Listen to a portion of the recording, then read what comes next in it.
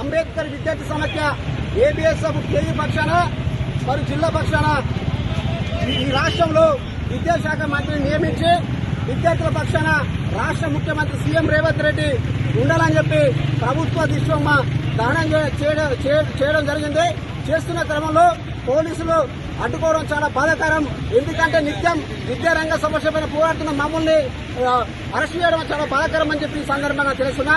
అయ్యా సీఎం రేవంత్ రెడ్డి గారు, మీరు ప్రతిపక్షంలో ఉన్నప్పుడు ప్రతి ఒక్క విద్యార్థి సమస్య పరిశీలిస్తానని హామీ ఇచ్చారు.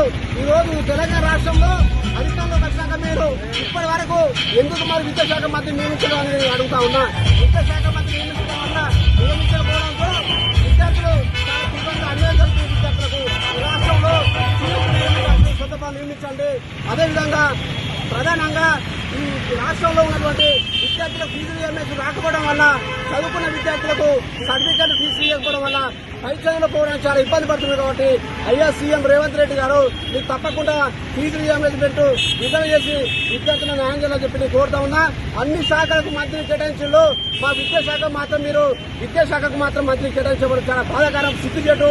యావత్తు రాష్ట్రంలో ఉన్న ప్రతి ఒక్క విద్యార్థి తల్లిదండ్రులంతా గమనించాలి. రేవంత్ రెడ్డి ప్రభుత్వానికి వ్యతిరేకంగా మీరు పనిచేయాలని చెప్పి కోరుతా ఉన్నా. అయ్యా సీఎం రేవంత్ రెడ్డి గారు, మీరు కనుక తక్షణమే స్పందించి రాష్ట్రంలో విద్యాశాఖ మంత్రి నియమించకపోతే దానికి లక్షలు గుర్తు చెప్తామని చెప్పి సందర్భంగా హెచ్చరిస్తూ నా పేరు